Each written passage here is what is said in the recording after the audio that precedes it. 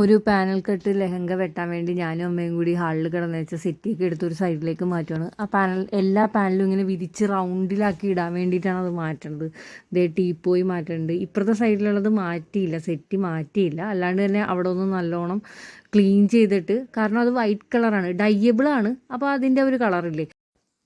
അമ്മതേ അത് കട്ട് ചെയ്യാൻ വേണ്ടി ഇരിക്കുന്നതാണ്. 16 പാനൽ കട്ട് ലെഹങ്കയാണ്. 16 പാനൽസ് ഉണ്ടാവും. ആ ഓരോ പാനലിലും ഓരോ എംബ്രോയ്ഡറി ഉണ്ട്. കണ്ട, ഓരോ പാനലിലും 16 എണ്ണത്തിലും സെയിം എംബ്രോയ്ഡറി ഉള്ളതാണ്. ബുട്ടാസിൻ്റെ എംബ്രോയ്ഡറിയാണ് ഉള്ളത്.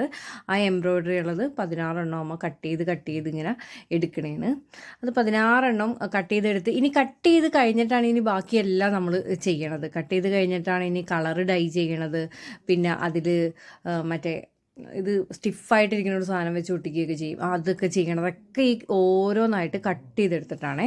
ഇതിൻ്റെ കട്ടിങ്ങും ഡിസൈനിങ്ങും ഒക്കെ കുറച്ച് വലിയ വീഡിയോ ഉണ്ട്. അത് ഞാൻ വലിയ വീഡിയോ ആയിട്ട് വേറെ ഇടുകയും ചെയ്യാം. കുറച്ച് ഷോർട്സും ഇടാം. ഒരു 3-4 ഷോർട്സ് ഇതിനെ പറ്റി ഉണ്ടാവും. അത് നമ്മൾ കട്ട് ചെയ്ത് കഴിഞ്ഞാൽ എല്ലാം ഇങ്ങനെ അടുക്കി വെക്കണേണ്.